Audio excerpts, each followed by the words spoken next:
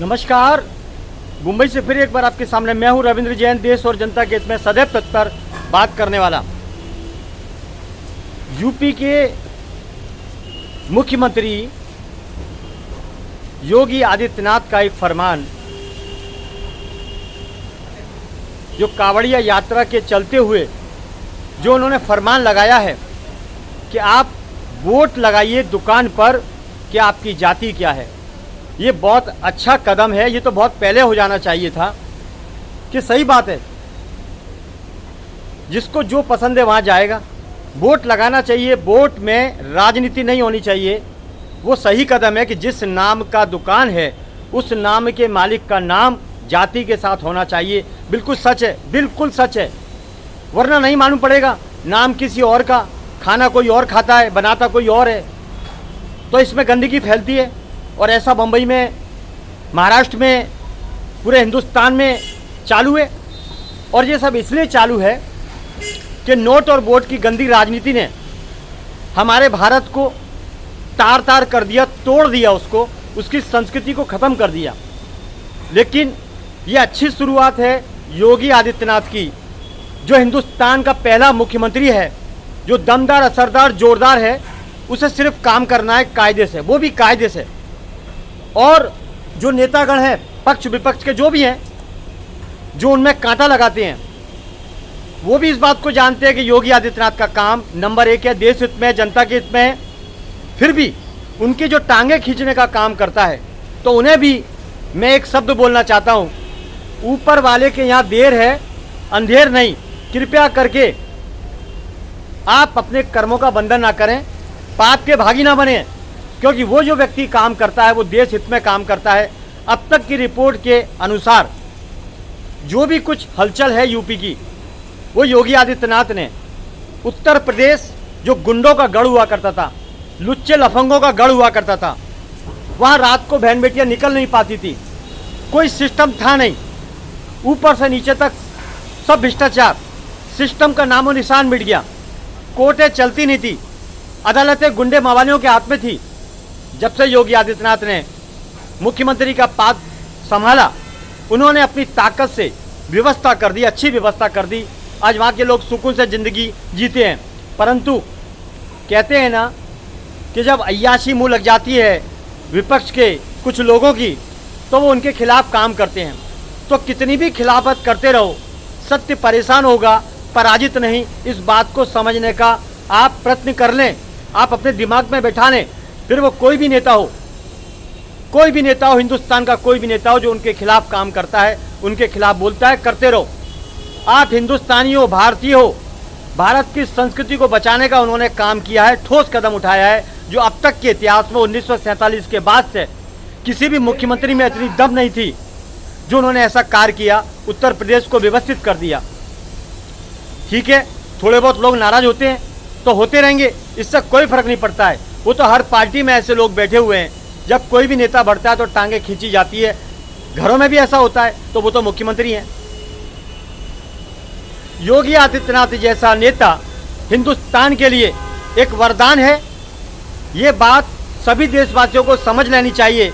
और हम सभी देशवासियों से विनती करते हैं, वोट नोट की राजनीति में ना उलझें, ऐसे नेताओं के संपर्क में ना आएँ, ना उनकी जियाजूरी करें, ना उनके साथ रहें जो देश को खतरे में डालते हैं। योगी आदित्यनाथ एक व्यवस्थित, सच्चा हिंदुत्व का एक ऐसा धनी है जिसके आगे चाणक्य की नीति भी कमजोर पड़ती है। ये है सच्चाई। कम समय के अंदर इस योगी आदित्यनाथ ने अपने प्रदेश को, जो गुंडों का गढ़ था, उसको व्यवस्थित कर दिया। बहुत खूबसूरत बात है। जो मुख्यमंत्री अच्छा काम करते हैं, जो अच्छा कोई भी नेता काम करते हैं, आप उन्हें धन्यवाद दीजिए, सराहिए। उनको भी मालूम पड़ना चाहिए कि उनका काम किस तरीके का है। चलिए महाराष्ट्र में आ जाते हैं। आप महाराष्ट्र में तो ऐसा हाल है कि लोगों को चलने को जगह ही नहीं है। फुटपाथों पर इतने कब्जे करा दिए पक्ष विपक्ष के लोगों ने, सरकारी डिपार्टमेंट ने, और करोड़ों रुपए का जो हफ्ता आता है उससे अपनी ज़िंदगी गुजर करते हैं। तो फिर सरकारी नौकरी क्यों करते हैं, डिपार्टमेंट में क्यों बैठते हैं? नेता के पास पावर है पर वो कुछ कर नहीं पाता, इसका मतलब क्या हुआ? देशद्रोही। पब्लिक को जीना नहीं देता है। फुटपाथ हर हालत में खाली होना चाहिए। और अगर कोई व्यक्ति फेरी वालों के लिए समर्थन में खड़ा होता है तो हम ये बोलते हैं कि आप उनके लिए मॉल बनवाइए, अपनी जेब से पैसा खर्च करिए, इसमें गंदी राजनीति ना करें। नेता भी हो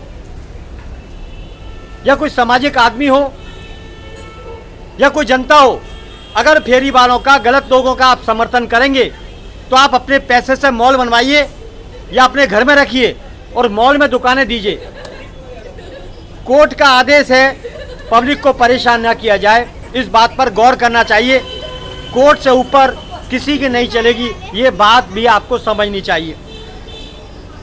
माननीय मुंबई उच्च न्यायालय जी, सर्वोच्च न्यायालय जी, आप हैं तो देश की व्यवस्था कायम है, वरना तो शासन प्रशासन, आधे से ज़्यादा लोग इसमें ऐसे बैठे हैं जो देश के पैसे पर अय्याशी तो करते ही हैं, प्लस देश को तोड़ने का काम करते हैं। आए दिन दूसरे देशों से 10-10 हज़ार रुपये लेके, 50-50 हज़ार रुपये लेके बांग्लादेशियों का राशन कार्ड बना के, आधार कार्ड बना के, ये शासन प्रशासन में बैठे हुए कुछ लोग ऐसे हैं जो उन्हें एंट्री दे रहे हैं, योगी आदित्यनाथ तारीफ़ काबिल है, जो उन्होंने हर दुकान पर वोट लगाने की एक प्रतिक्रिया दी है, कानून बनाया है, नाम लिखिए कि आप किस जाति के हैं। बहुत अच्छा काम किया है योगी आदित्यनाथ जी। मुंबई से मैं रविंद्र जैन आपको सैल्यूट करता हूँ। जय हिंद। आप इसी तरह आगे बढ़ते जाइए। जो भेड़ बकरियां हैं वो तो चिल्लाती रहेंगी, शेर तो अकेला चलता है और अकेला चलता रहेगा, पीछे भौंकने वाले भौंकते रहेंगे।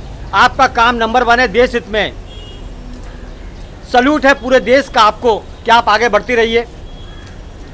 मैं मुंबई के कुछ नेताओं से भी विनती करता हूं कि आज़ाद मैदान में आंदोलन होते हैं आए दिन, इसमें राजनीति ना हो, देश के लोग हैं, बैठ के समझौता करें।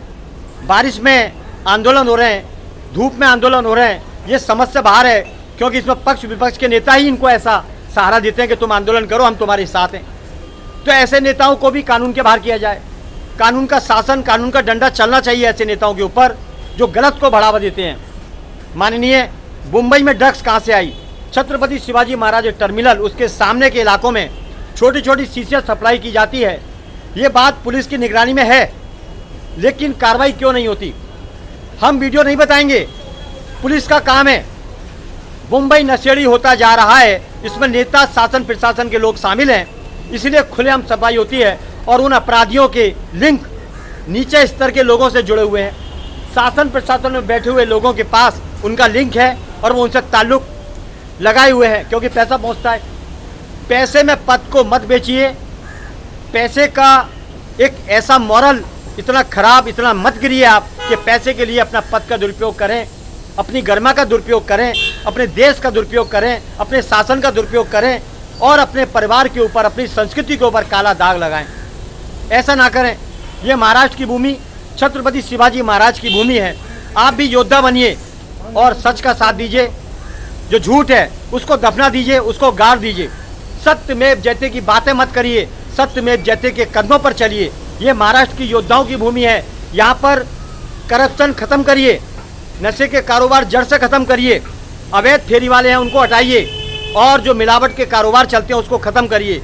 हर होटल की जांच करिए जहाँ पर दूध में मिलावट होती है, लोगों को गलत खाना खिलाया जाता है। हर रसोई की जांच करिए जहाँ पर मेला कुचला खिलाया जाता है।